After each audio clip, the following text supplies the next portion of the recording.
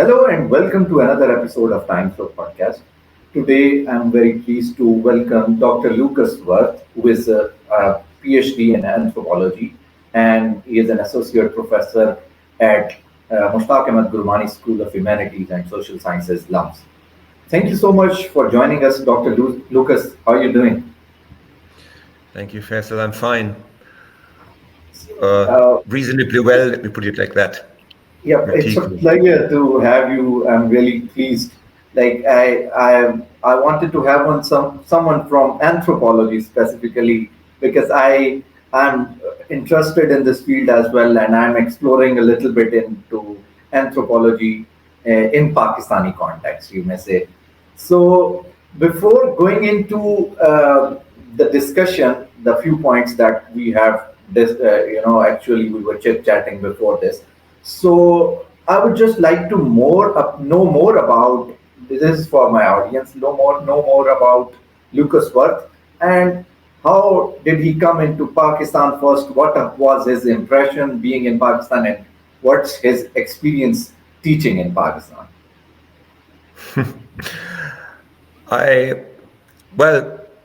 My experience, let me say, my South Asian experience started with India. I actually did my PhD, the research for my PhD in India, but then personal relations brought me to Pakistan, let me put it like that, a marriage. And we both teach at LUMS now. Well, I've been busying myself practically all my adult life with South Asia, and my relation with Pakistan runs to more than, I think it's nearly 35 years now. I've been teaching at LUMS for quite a while now, around 1.5 decades. Let's move towards the religion. When we see the religion plays a primary role in the identity of a Pakistani, that takes a primary position.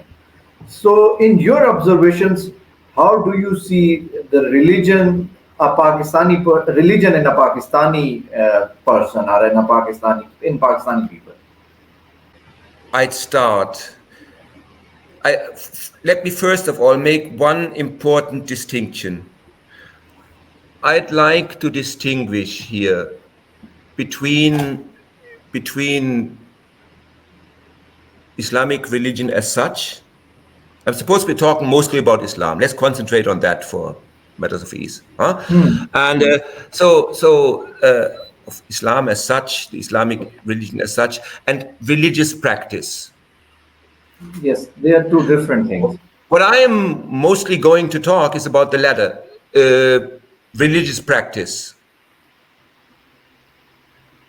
And one should never forget, or it's important to remember, that Pakistan was born out of an effort to implement, if you like, a pure Islam, some pure idea of Islam.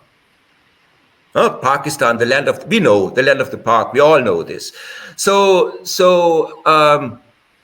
this effort has actually very much defined the identity to come, Pakistan's identity to come of the country, and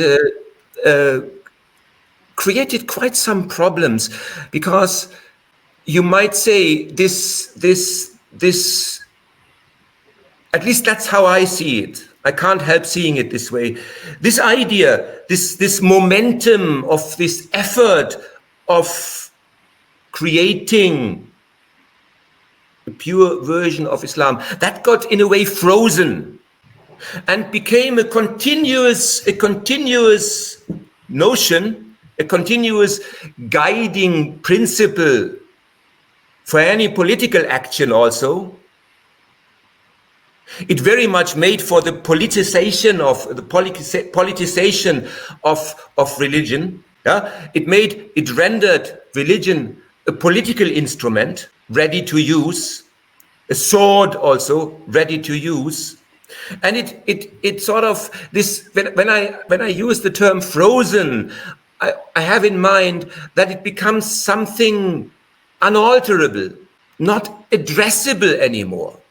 That can be seen in several contexts in daily life. The way the founding figures are looked at. I might just start with that. Like the Quaid-e-Azam, Muhammad Jinnah, like Muhammad Iqbal. They're seen as saints, as and kind of highly idealized persons. Yeah, about you cannot say anything much more except of eulogies. It's actually a problem if you consider, because frankly they don't deserve this. They deserve to be interacted with. They deserve to be discussed, to be questioned. Their ideas deserve to be discussed, to be questioned. That's one thing. It's another thing is the way. Think of the blasphemy law. Yeah, Pakistan has the most stringent, hardest blasphemy law of the world. Yeah, it's all you want to hammer things down. You want to make them. You want to make them static. Enshrine them. Enshrine them is the word. Religion and. This resulted also in an effort of religion. Then, as I said, it becomes a tool to be used.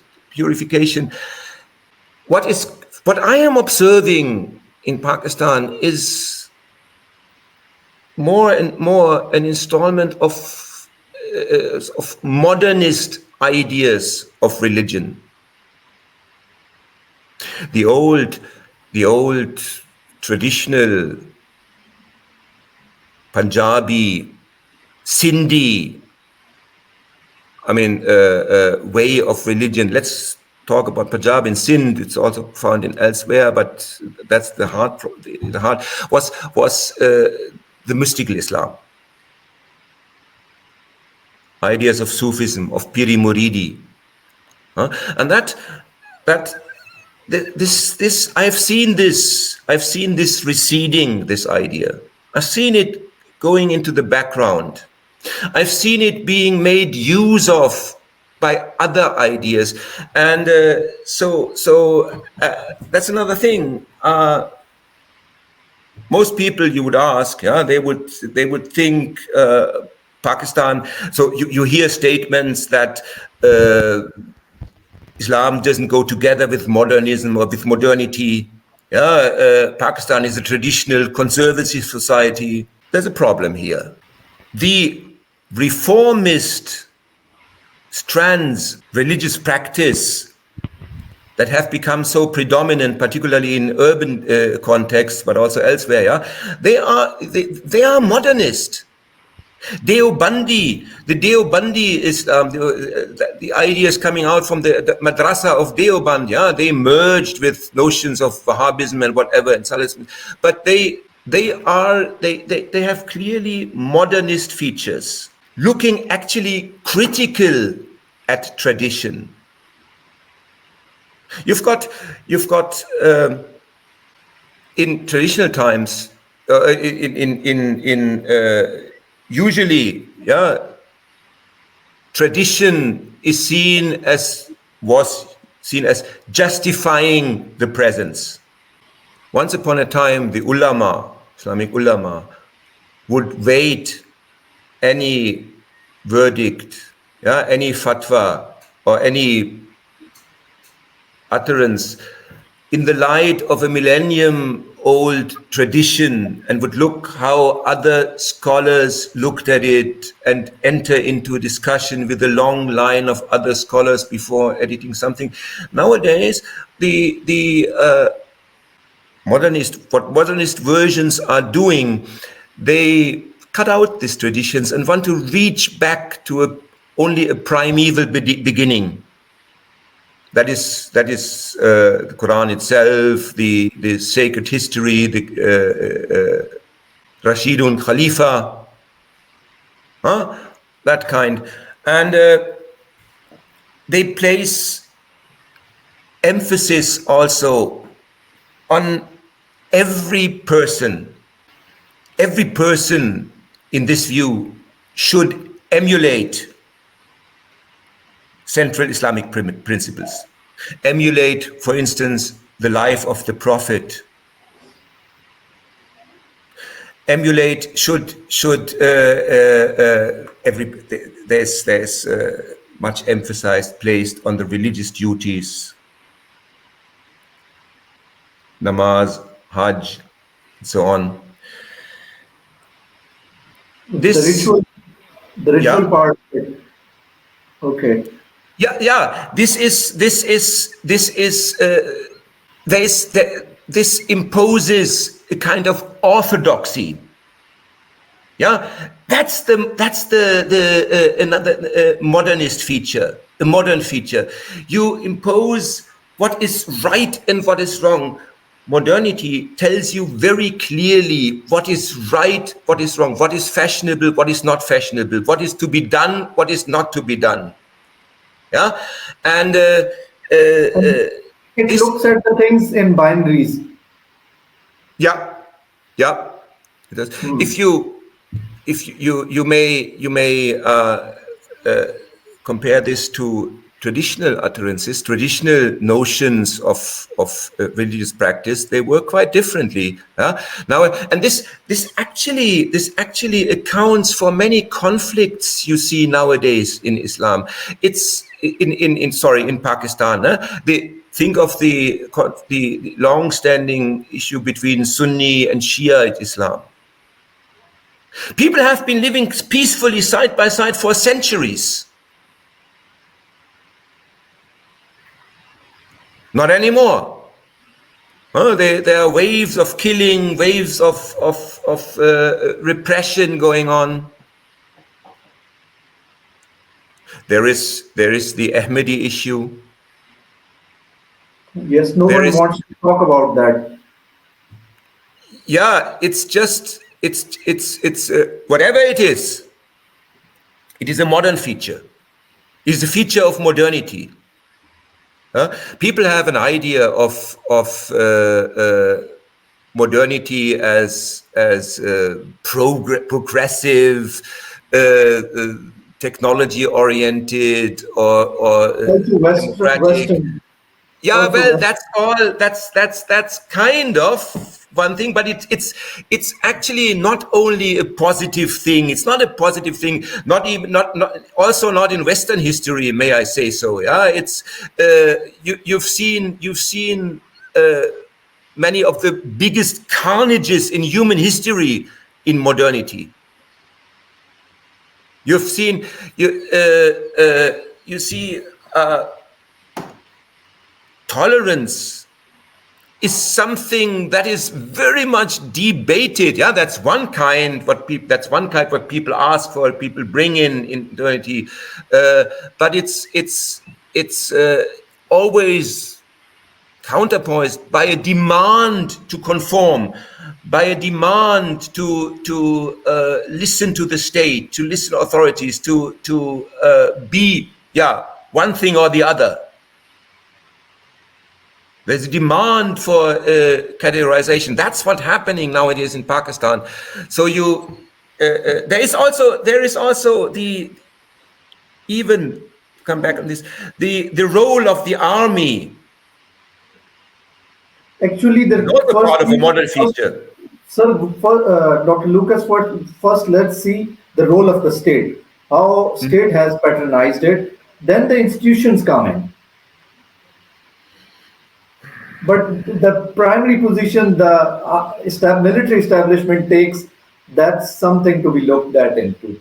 I find it difficult to talk about the state without looking at the army in Pakistan, without looking at the armed forces. I mean, and you see it when you look at Pakistan's short history, many of the largest events, many of the prime decisions were made by army dictators. The two wars were fought by Ayub Khan, by Yahya Khan, or by people emanating from the army. Even Zulfikar Ali Bhutto emanated from the army. Nawaz Sharif did.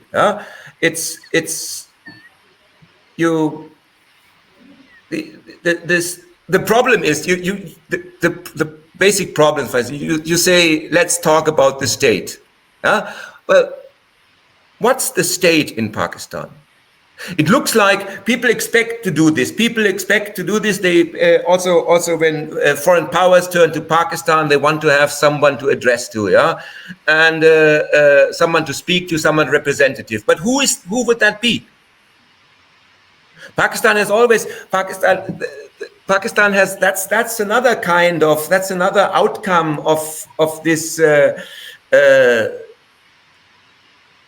Pakistan's coming into being, and this frozenness of the religious, this movement towards a pure Islam. Pakistan doesn't really never had an unquestioned authority. Authority or power, power is the better word, was just something always lying somewhere in the open, waiting to be picked up or contested about by different parties who were vying to have their day in the sun and to make hay then as long as the sun shines. That's kind of what politicians do.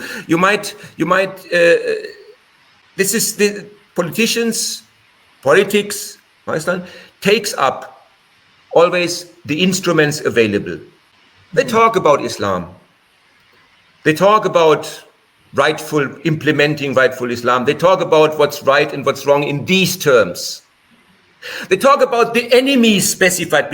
After all, Pakistan grew out of in opposition to India. That means in opposition, we discussed it in these terms, right? A little bit before, in opposition to Hindu India, in opposition to, let's name it, pagans, Kafirs.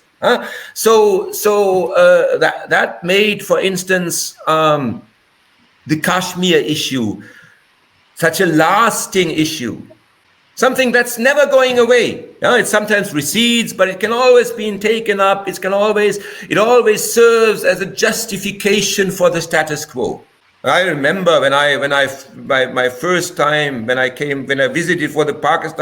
visited Pakistan for the first time, I remember people saying, now it will be resolved. Now it has become to a boiling point. Something will have to be done about Kashmir.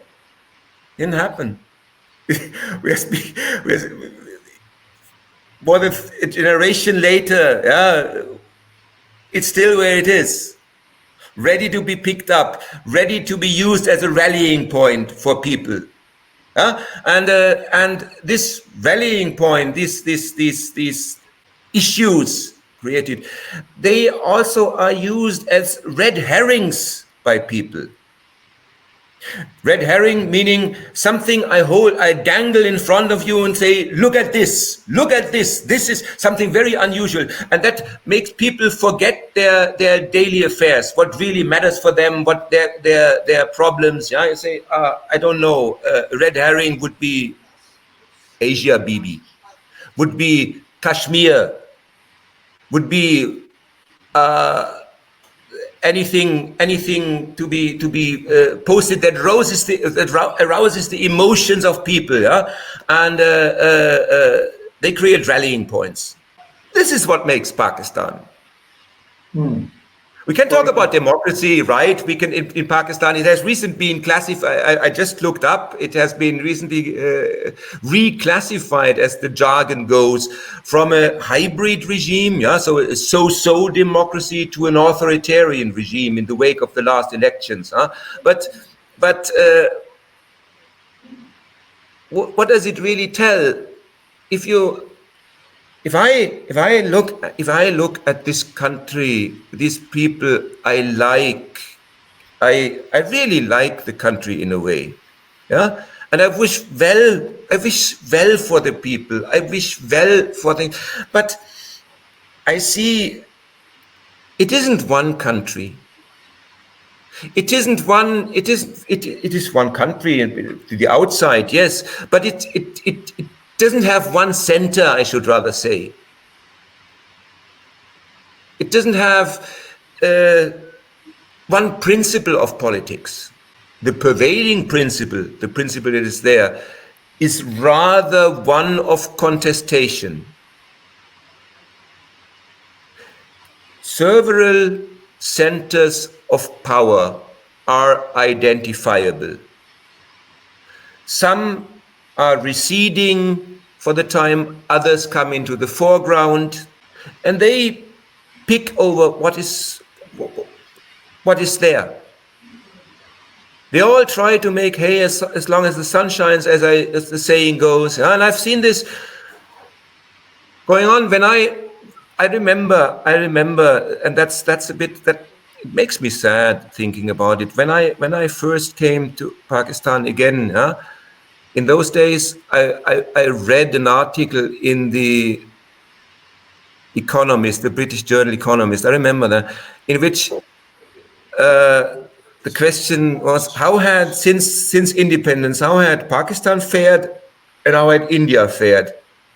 And they said, well, India fared better with regard to the democracy, had a better installed democracy, but Pakistan had done better economically. No more. Pakistan has been for a long time on a slow decline because these issues of Pakistan, as far as I can see, have never been really addressed. This is the problem with frozen ideas, with ideas that are not amenable enough. Yeah, you need to, in order to make something new, to progress, to form something new, you have to investigate what was going on. You have to investigate what Jinnah Quaid-e-Azam really wanted, really said. What were his visions? Yes. What were the shortcomings? The same thing. But no, Zia-ul Haq said, remember him in this way. If you remember him in a way that violates the principles of Islam and the principle of person, that's a punishable offense. So things are not addressed. Problems are not addressed. No? Caste is not addressed.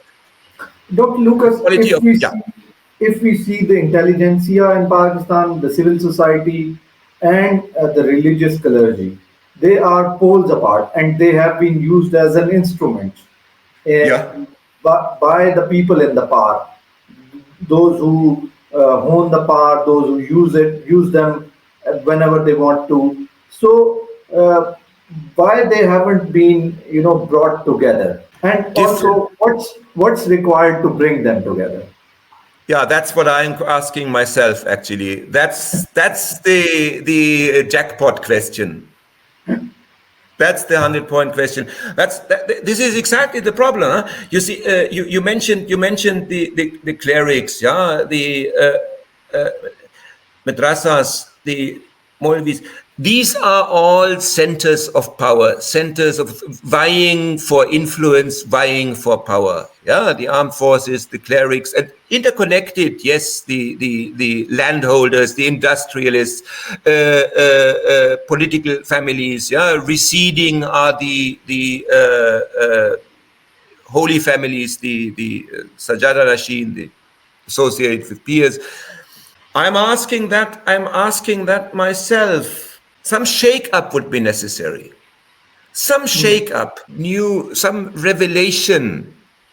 Somebody who changes some important parameters that would work perhaps for the benefits of the people. Somebody who addresses issues in a way that is encompassing and not offensive.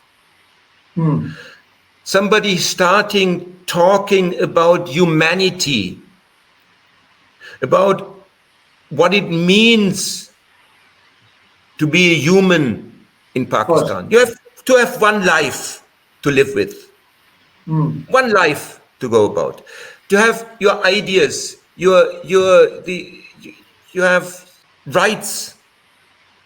Everybody has a right to see diversity as a part of the solution, not part of the problem. It sounds very idealist, but you need someone who has it may be even a religious figure, I don't know, yeah, but it may be but you need a wider idea of religion. You need a wider idea to implement what's going on. Maybe there was a time I was hoping about going back to retrieving one way, perhaps, I don't know, yeah, but I don't see this actually, would be retrieving some cultural roots of Pakistan. The idea of, I mentioned several times mystical Islam, Piri Muridi, yeah, you may tell stories associated with shrines, you may tell them as stories about mysticism, about divine love, yeah, or you may pick up and poetry, whatnot, or you may pick up stories about power and crime and twisted politics or whatever. It's all there. It's a very complex thing. But when I look at stories, identities and stories associated with shrines like Shah Abdul Latif in the Sindh, Lal Shabazz Kalandar, Bulle Shah in Kasur, in Sultan Bahu, Madhu Lal Hussain in Lahore, in Shadra. I see basically often a notion of religion that says explore. Find the limits of love. Find the limits of what's going on.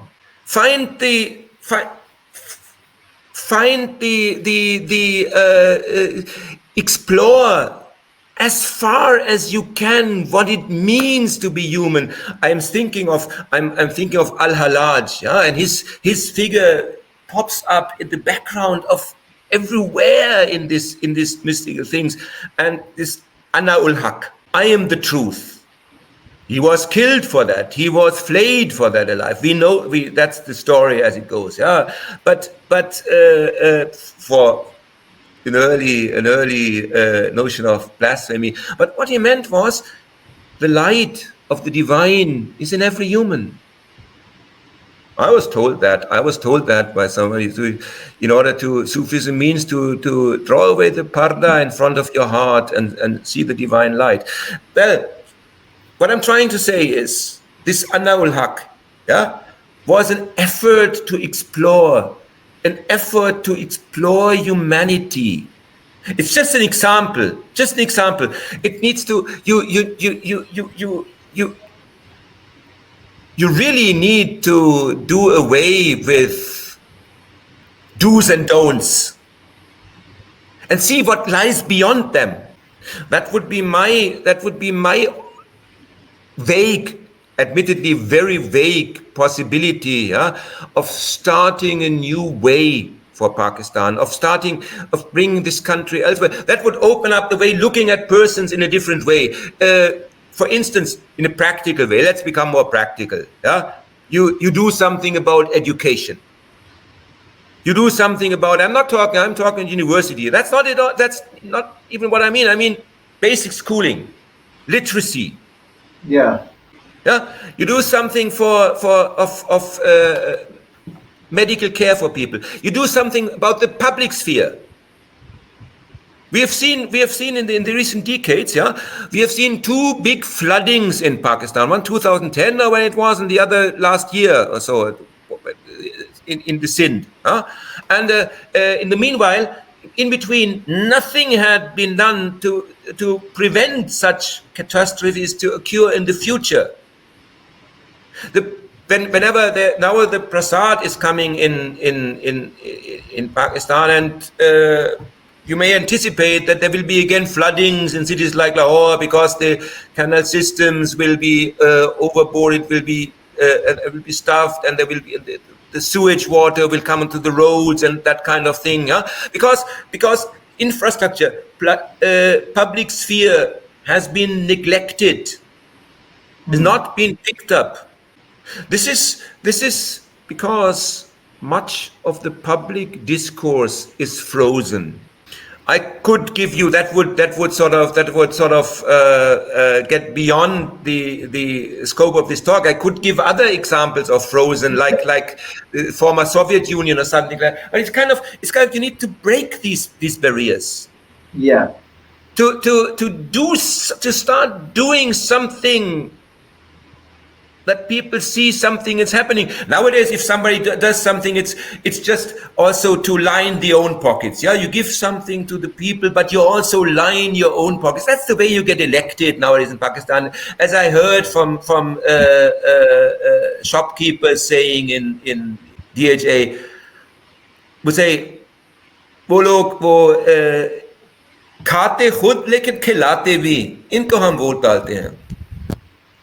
Meaning, like Nawaz Sharif, he built up the infrastructure of Lahore, this bus system, metro bus system, all those flyovers and underpasses they made in recent years. But that's, of course, the Nawaz family also lines their own pockets with that. That's a very partial thing. He did that before. That is tried and tested. In the 90s, he introduced all those yellow caps, those Nawaz Sharif wala taxis. They've now disappeared from the roads. But the motorways as well. Motorways. He built the motorways. Yes. He made the motorway, and that's all. But that's sort of pet projects. They are made very much with their own advantage in sight, and it's not. I mean, he has some vision, but it's not enough. You need to have a grasp on the people. Human capital investments are actually required. Dr. Lukas, thank you so much for this wonderful, insightful discussion. Please give me more time for the next discussion someday. I can suggest a few topics for the next discussion. Bahut shukriya. I thank you. Thank you very much, Faisal. And good luck with your endeavor. Thank you so much. Khuda Hafiz. Khuda Hafiz.